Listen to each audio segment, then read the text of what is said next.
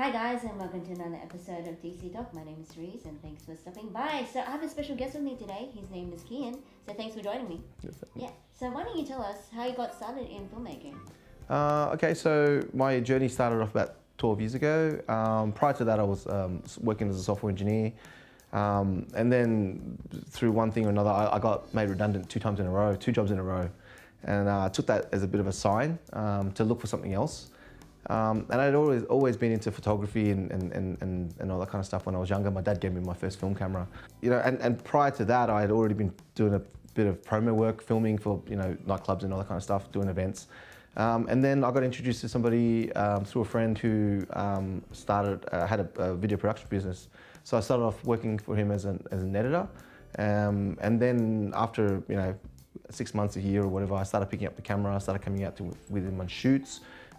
Sort of picked up how to shoot events properly, and then had a light and everything on sort of at speed. And I guess that was the foundation of my sort of filmmaking career, I guess. So I guess you're one of the people that learned as you went along. You didn't decide to take any official training at like a university or take? No, I really learned on the job. So I always been into like landscapes. I studied, like I looked at Ansel Adams photos when I was younger, Ken Duncan. And I really enjoyed that landscape and that serene, that feeling that you get from looking at stuff like that. And so I tried to recreate some of that, and very unsuccessfully. Film was expensive, and that kind of thing. So but I always had sort of an eye and a mind for it. I kind of just applied that to filmmaking. Just having an eye for things. Right. So I guess you're someone that has delved into both photography and filmmaking. Do you find that to be a very similar process for you, or is it sort of different?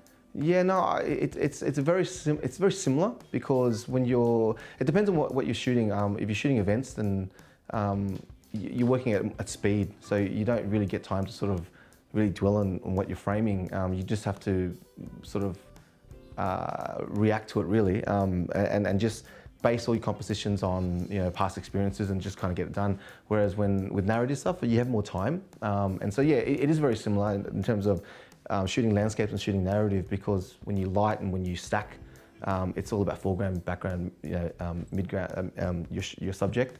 So it's kind of similar. You think in the same way. Mm-hmm. Yeah. So do you generally prefer? Do you want to jump into the narrative stuff, or do you like what elements, what sort of things? I like narrative. I like narrative because I like telling a story. So like I said before, even with the landscapes, it was all about telling a story, and creating a feeling. Yeah. And it's very much the same with narrative work. I just enjoy telling a story with a single frame. I spend a lot of my time doing street photography, and I find that sort of hones my skill set as a cinematographer. I'm trying to sort of frame things on the go and trying to tell a story as I go, and you have to be authentic in the moment. Yeah. So it's like capturing the moments. Yeah, and correct. That's definitely not always easy. So Yeah. So how many years, if you don't mind asking, have you been in this business, and have you seen a lot of change, particularly when it comes to the industry in Australia? Yeah, I started off in the private sector really, starting off in events. That was about 12 years ago. Then I started moving into corporate commercial stuff. The wedding things was just didn't want to stay on there forever, So I wanted it's not for the faint of heart, people. No, it's I tell people all the time, if you want to keep your sanity, stay away from weddings. So I moved on to sort of do more corporate commercial stuff, because I thought that was sort of a step closer to doing more narrative work and sort of apply more of my cinematography skills that I wanted to apply. And then I got introduced into the world of like narrative filmmaking through a mutual acquaintance of ours actually. I feel that the landscape has changed a lot. I mean, there's a lot more opportunities for small time people starting up, and just people that have a passion for it but don't necessarily have the connections, which is the biggest hurdle really in filmmaking in Australia. I think the landscape's changed a lot. There's a lot more opportunities, but then the glass ceiling is kind of still there in terms of when you can learn from a lot more people. The pool of people you can learn from is a lot bigger, but the resources are finite, and they haven't changed in like the 10 years that I've been around. There's still very much limited resources, and they're trying to divvy it up between these projects, and there's not always enough to go around. So that's my experience. So I guess, you know, one of the challenges you must have faced was, you know, was being an entrepreneur, sole trader, trying to land all the gigs and trying to still sustain yourself financially at the same time. So did you have other side jobs to help you keep going, or? No, I did. I exclusively did video production. When you say side jobs, I mean, everything's really a side job when you're in video production, right? That is true. Yeah, so it's, you know, on one hand you're doing like a little Instagram story for one client, then you might be doing a product shot for another client, and then meanwhile you've got this big project that's going to pay the bill for the next month and a half, and you're working on that, and you need them all, you know. And yeah, so that's sort of the life of, like, you know, this thing that you choose. It's everything feels like a side job, and it's always a constant hustle. That's true. So, Always, you know, respect the hustle, I guess. Yeah. But interesting that you mentioned social media, because I think a lot of people would say, and I think so too, that it's changed the way the narrative is made and how people consume it. Yeah. Consume storytelling and media as well. So it's interesting way now, because in one sense, I guess anybody can be a filmmaker, but the content that people want is very different to what you would see, I guess, in legacy cinema. And I don't know whether or not you like where do you like the direction that sort of place is going? I don't know. Yes and no. I guess. I mean, I was one of the people that were kicking and screaming when a client wanted vertical video. I'm like 9x60. I'm like, no, that's not.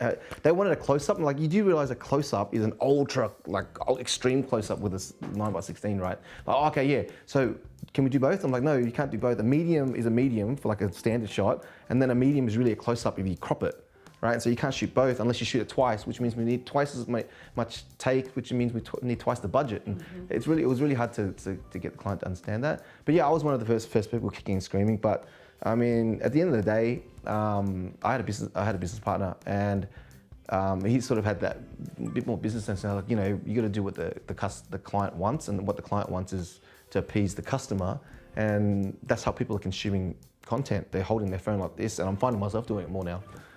So, yeah, I guess it's a good thing in that sense, because it does provide more opportunities and more work, you know. But at the same time, it's sort of deviating it away from just the format alone. It's a big deviation from what I want to do, you know, which is sort of want to use that to pay the bills so I can do more narrative stuff. And it's sort of you almost have to switch gears. So. Yeah, to answer your question, it's good and bad. Yeah. Okay. So, have you ever done work, I guess, outside of Australia, and, you know, got to know what the other industries internationally were like? Well, I have done work overseas, but I don't know what the industry is like in those countries, because when I travelled, it was smaller productions, and we work with people that are from here. Right. So I didn't really get to experience like what the industry was like in, say, Dubai. You know, Hawaii, I mean, like all that kind of stuff. I didn't really get to experience it really, because I worked with a small team from here. Yeah, so I don't really know, to be honest. Okay, yeah, that's fine. What do you think has been the biggest challenge or the biggest learning curve for you over, you know, your filmmaking career? Funnily enough, not the shooting, not the lighting, nothing technical. The hardest bit is learning how to let go of your artistic ego, and really just doing what you need to do to, you know. So like there's two types of shoots, right? One, there was stuff for you, and there's stuff for the client. And the stuff for the client, sometimes, you know, as an artist, you sort of want to do this a certain way, and sometimes they don't have the time or the budget, or they don't want to do it that way. That's not what they're going for. And yeah, I think the biggest lesson is to try and just do what you need to do to get paid, so you can go and do what you really want to do. And that's sort of, as an artist, it's a bit hard. Yeah, so. It's always trouble. Okay, so on that note, if you could make anything you wanted, I mean, and if that's narrative, that's fine. What would be your dream project? Dream project. I've got one on the cards at the moment. It's like a comedy drama series, TV series. I would love to shoot, sort of in the vein of like a Entourage, or like a How to Make It in America. But sort of based on characters from where we grew up in Fairfield and Cabramatta, and just sort of highlight our struggles and you know, what we find funny. in the world. Because if you don't laugh, you cry. Yeah. So yeah, I guess. So if someone came up to you like a young kid and they said, "I want to be a filmmaker," Yeah. what would be your advice? Run away! Just don't do it. Just stay in your job, kids. Nah, I don't know. I think it's a hard life, and it's all or nothing really. It's one of those things like, you know, you'll one day decide if you want to do it, and if you do say you want to do it, you're gonna have everyone telling you no, don't do it. It's not the smart way to go. Why would you leave a 9-to-5 job, a good paying job? You know, you got a uni degree, and like it doesn't always pay off. And in particular, for a lot of people I know, because of COVID, it hasn't paid off. So yeah, like it's a bit of a gamble, but it's one of those all or nothing gambles. That's what I would say to you. Like if you don't love it with every bit of you, it's not for you, because it's hard. Okay, so Kien, I guess one of the questions I have for you is, one of the ways to actually get in like your own movie or your own short film away is to get funding. So how has that experience been for you? Okay, so it's a very that one of the you asked me earlier about what's the biggest lesson, and one of that was to sort of figure out how to appease clients. The second biggest lesson is how to get the money to do what you want to do, right? And I didn't, not growing up and not going to film school, I wasn't connected, and I didn't know the sort of the pathway to how to do projects that you want to do. You know, we're sort of used to doing guerrilla things where everything's free, but it gets to a certain point where you kind of need money, and you know, I got introduced through our mutual friend. I don't know if we should mention names, but anyway, I sort of to get connected through like Screen New South Wales, Screen Australia, and all the other funding bodies. And through those bodies, you can apply for different grants and get funding. And what my takeaway from it was, I mean, they're great opportunities. I mean, they're great networking, and you do learn a lot. And I learned a lot about producing, sort of on that level through these programs. But at the same time, I can see how a lot of people get disheartened by it, because, like I said, there's sort of a limited resources. Like the pool of resources is tiny compared to other things, and everyone's sort of fighting for their slice of this pie. And so these funding bodies, they kind of have to get you to tick boxes, and eventually, when you try to apply, you're applying for these grants. It's all about ticking boxes. So, like for instance, I had this project that I wrote with my friend. It was a sort of a drama series about this guy who grew up in Cabramatta. You know, he has a herbal store, and it's really about him and his mates, right? And it's sort of in the vein of like Entourage and that kind of thing. And eventually, the form asked us, you know, how do you promote, like, you know, equity and like in gender roles and all kind of stuff. And it dawned on us very quickly that we needed a female writer, another female star, a strong female character, and then there's all these other little things that we needed to do. And you know, one by one, we kind of did it to satisfy the criteria, so we move on to the next stage of the funding. But then just it dawned on us later on that, you know, our project had mutated to this something totally different. And yeah. So I can't be alone in this experience. I've spoken to others, and they have very similar sort of experience, similar feelings about the process. And it is a bit disheartening, just because, you know, you feel like you have to sort of jump through hoops and go through all these tastemakers, and, you know, your vision doesn't necessarily become, you know, sort of palatable by these institutions, and it's a strange thing. So yeah, like my advice is, if you can raise the funds elsewhere, do it. It's great to go through all these programs and to learn the business, get connected, and like learn how the business works as a whole and broadcast and all that kind of stuff.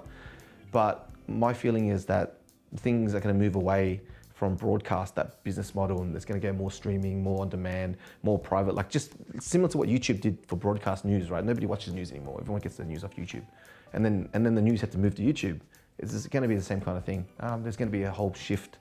And when that happens, people like us will have a bit more say. But until then, it's basically we're playing their game.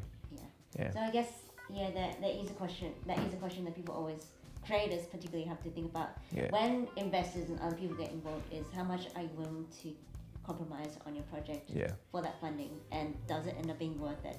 In some cases, yes, Yeah. and in some cases, not Yeah. so much. But you have to be able to know your project and yourself to make that final Yeah. decision. And I guess definitely from my experience, because I've tried to go through that funding route in Australia as well. It definitely helps to know people in that game. Yeah. That will help you immensely if you choose to go on that track. But on my own tangent, you find I found myself spending more energy writing the applications more than I was Yeah. on the actual project. Yeah. And then I had to ask myself, is it worth it? Is it? Yeah, I think I worked out it was like 2-to-1 ratio. I was spending twice as much time and effort and resources for this application, writing creating the mood boards and all that kind of stuff, just to show them the vision. And I wasn't spending as much time writing the actual scripts, the episodes, stuff that would actually go towards the end product. It was more just to let them know the vision and get the money, which is fair enough. But at the same time, it's if you're a small person and you're trying to get something off the ground, it's and you don't particularly know what that it does take a long time. You're sitting there going, oh, I thought this was going to be quick, and 5 years later you're still pitching it. So yeah. You just have to know the late game. If you go into the pitching game, so all these budding producers out there, take note that that's a very valuable skill that you're going to have to develop if you go into that. But like you alluded to, the way that the medium has shifted from mainstream networking to now YouTube and all that, it does mean that, at least I personally think that middleman is cut. So what that means that content creators can reach their desired audience a lot more directly. Yeah. So in that note, take heart, because there are people that there is always going to be an audience for what you create. You just have to, be able to find them, and it's much easier to get them now, and for them to actually get the money and the funding directly. But you have to, build that following in there. So. But I will add, there's a lot of people that are aspiring to be an actor or a cinematographer or a director and all that kind of stuff, and that's great. But what I find a lack of is sort of the interest in people producing. Because you can't understate the value of a producer, right? Like, it's just people that don't know and look at a producer. What do? They do everything. They find the money. They help put the whole shebang together. Like, people like us don't have work unless as a producer. And so, like, we talk about representation. Like, the reason why we're not being represented, Western Sydney, is what I'm saying, is that there's not enough producers in Western Australia that are connected. They're all out in the eastern suburbs, or they're all out in, Bondi and Northern Beaches, and that's fine. That's where they live, so that's what they know. But if you want stories that are authentically told about Western Sydney, you need producers from here. And like, I can't state that enough. Like, there's got to be more people that are passionate about these projects that don't necessarily care about the art form, but care about the us and being able to tell stories. And I just so. Definitely. Producers actually do the groundwork to make the director's vision happen. Yeah. So it's very important, but it's not for the faint of heart, because it can be a slog.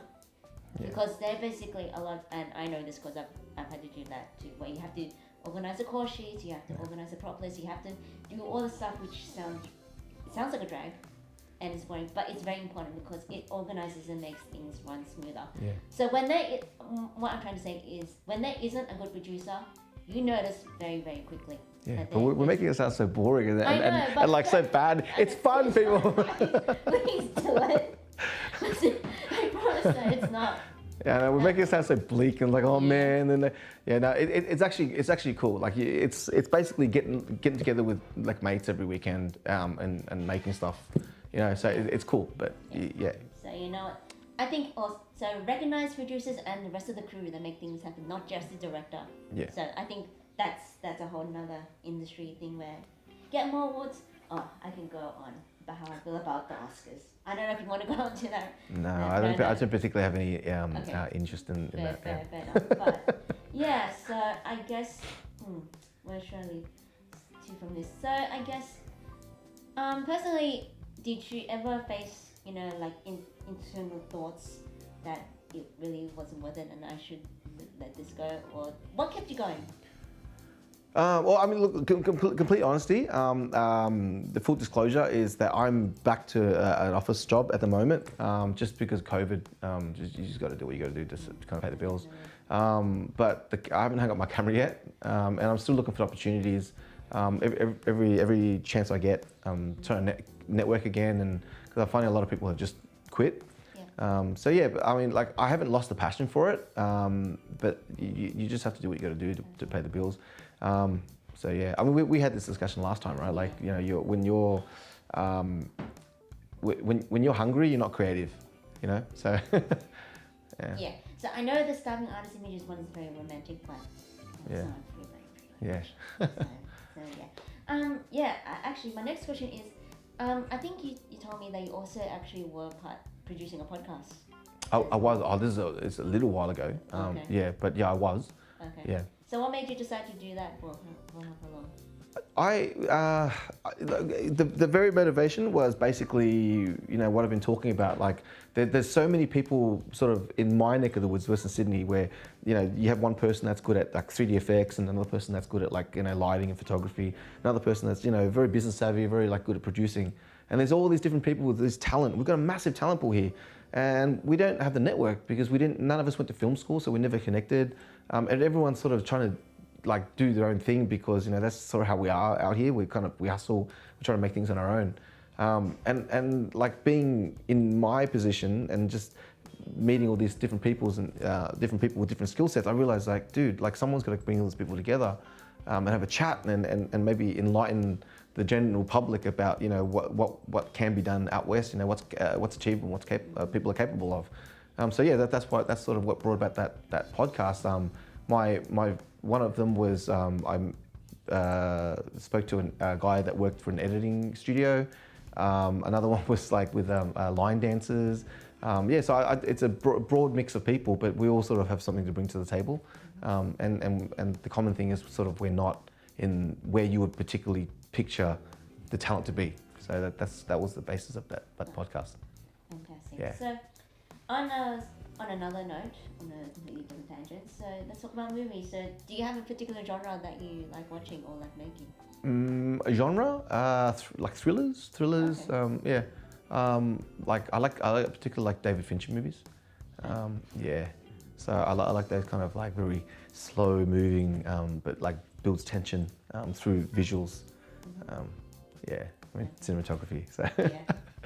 Okay, so is cinematography your main role that you like doing, or do you like directing, producing, or do you like doing all of the shebang? I enjoy all of it, to be honest, but my favorite is really cinematography. I like shooting and lighting and just telling story visually. But yeah, so. That's fantastic. Okay.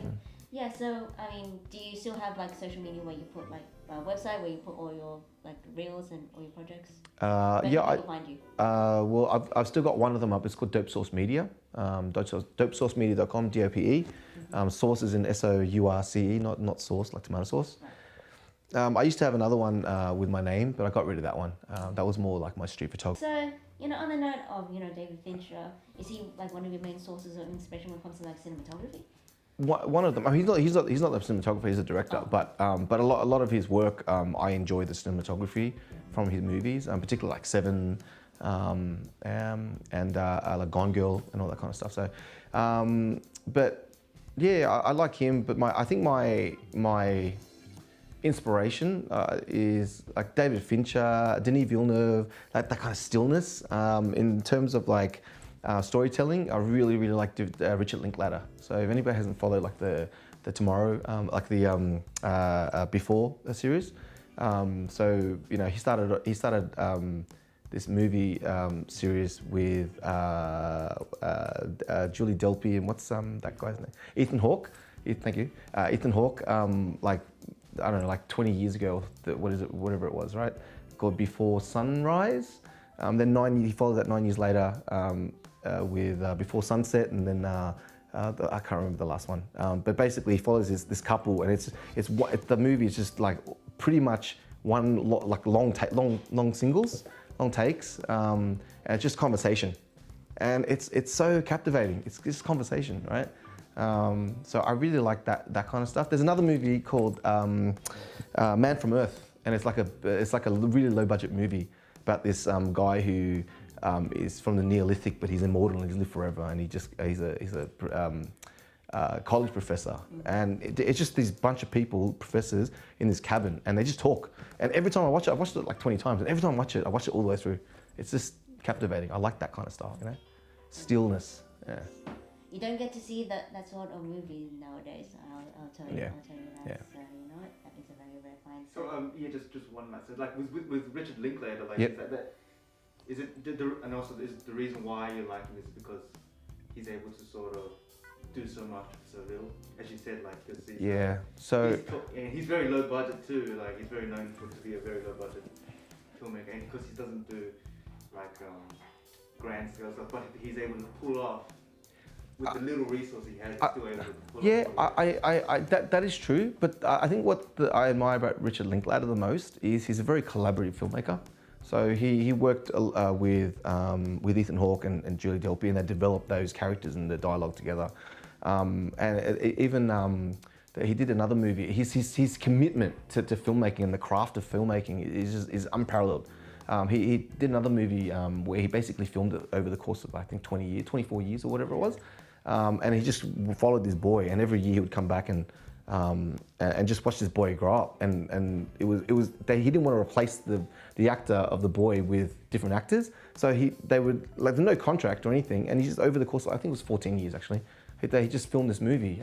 I wish I could remember the name of the movie. I think Boyhood. Boyhood. Yeah. Boyhood. Yeah, and yeah, it was just like when I see things like that and I see the commitment, that's inspiring, you know. And you know, Denis Villeneuve and I'm trying to blank. Seven director. David Fincher. So I just said his name like 10 times. They're very committed too. Like I like their commitment. He'll do like 20 takes of one, like a thing falling on a chair, and he'll just do it until he gets it right. I don't know. I just like that. Yeah. I think David Fincher. I think is notorious for that, for being very Multiple takes. Yeah. Yeah, but Fincher likes locked off shots, which is I like, because that's where I started. I started off doing landscapes, so everything's really locked off, and there's no steady cams, nothing, just locked off composition, and he might move the camera once to reframe, but it's the end points that he worries about, and I really like his filmmaking. I like the way he shoots things and sees things. So thank you very much. That was a great interview. So we're gonna end this with a fun little game. Okay, cool. So we're gonna test your, movie knowledge, because what I'm gonna do is I'm gonna read some quotes, and Right. you're gonna, try and have a guess of when the movie is from. So All some right, of them cool. are probably famous, and you probably should know them. Others might be obscure. And I'm gonna say right now, forgive my acting if I try and emulate the That's all person right. That's all saying right. it. That's all right. So, I'll probably miss half of them. I don't know as many movies as I claim sometimes. Okay. Well, we'll start off with a very Sure. easy one. I'm gonna make him an offer he can't refuse. Oh, Godfather. Yes. Yeah. Well done. Ding. Frankly minded, I don't give a damn. Casablanca. Yes. Yeah. Very good. Let's see. You don't understand. I could have had class. I could have been a contender. I could have been somebody instead of a bum, which is what I The boxing one. That was that was not Bogart. The other dude. James Dean in the back of a car. I cannot remember the Rebel Without a Cause. Is that no? On the Waterfront 1954, you think of Marlon Brando. Oh, okay, sure, okay, all right, But it is the guy that was a boxer. Okay, cool. Marlon was meant to do Rebel. right, cool, yeah, So it's all in the same. yeah, okay, I got it all mixed up. Okay, sweet. Okay. Go ahead. Make my day. Oh, that Clint Eastwood, Dirty Harry. Sudden impact, but that's What? Really? yeah. That's the name of his character. Yeah, Dirty Harry. Oh, really? Okay. So I think Dirty Harry is actually the third movie. Or no, I think it probably I would think be. it I'm might. not- Yeah, it might be the second or. Oh, so I always thought the first one, the movie was called Dirty Harry. I think. Oh, maybe it is. Maybe it is. And then. Oh. But then that line is said by. Oh, I don't. It's all because I haven't watched this movie in a So, long We'll time. give you points for Yeah. that. We'll give you points for that. I don't know. Harry says it, but. It's Yeah, not okay. It's not. Yeah. Okay. You're talking to me? Oh, Deer Hunter, the taxi driver. Sorry, not Deer Yes, Hunter. De Niro. Yeah, So De Niro. you know Yeah, what? yeah, Well done. yeah. I love the smell of napalm in the morning. Apocalypse Now? Yes. Yeah, cool. Wait. Let's see. E.T. I would say, okay, let me just read this part. We kind of know what it is. E.T. Phone Home? Yeah. E.T. the extraterrestrial, right? Yeah. Okay. Rosebud. Oh, the first, what's it called? Citizen Kane. That's right. Yeah. So awesome. Yeah. Okay. Lewis, I think this is the beginning of beautiful friendship. That's Bogart, right? I don't know the movie name though. Can't remember the movie name. I haven't seen it. I've never. Just a famous quote, but I don't think I've ever seen it. You said Casablanca. Did I say Casablanca? Yes. Is it from Casablanca? Yes. Oh, I thought it was from one of his other movies. I get them all mixed up. Okay. I thought Frankly My Dear was from Gone with the Wind. It is Gone with the Wind. Actually, that is. Is that Gone with the Wind? Yes. Okay. Yeah. That, oh. Yeah, Okay. sorry, So I got it sorry. wrong. Okay. So I got two wrong. Okay. All right. A census taker once tried to test me. I ate his liver with some fava beans and a nice Chianti. Silence of the Lambs. Yes. Yeah, That's right. You know, Anthony Hopkins just earned it wrong. Yeah. Okay. Shh, I'm not gonna act this out because I don't think I. Show me the money. Jerry Maguire. Yes. Yep. Okay. Show me the money. I love that scene. That's so good. Yes. Yeah. You can't handle the truth. A Few Good Men. Yes. Yeah. Jack Nicholson. Mhm. Okay. I'll have what she's having. This is really obscure. I'll have a. That could I be mean, for I me, could right? do the room. I mean, say what she was doing before that, but no, I'm not. Oh, I know. When Harry Met Sally, right? Yes. Is that the? I've actually been to that cafe, the Oh, really? Cat's Deli. I sat there. Yeah, Okay. I went there because I went through New York on my honeymoon and I sat in that seat just for the sake of it. Yeah. Does it look like it? Yeah, it looks like it. Yeah. It's like an institution. It's You didn't give it a go. I think there was only another couple in the whole. Oh. Yeah, because I went there early. I should have today. You're gonna need a bigger boat. Jaws. Yes. Yeah, Captain. What's his name? I forgot his I name. don't know. Captain. They modelled that character of Captain Ahab, right? I have no idea. Oh, okay. Yet to see that. Probably, but you know what? Okay, here's an easy one. I'll be back. Oh, Terminator, right? Yes. Yeah, cool. Okay. Mama said life was like a box of chocolates. You never know what you're gonna get. Forrest Gump. Forrest Gump. Yeah. Yes. Stella.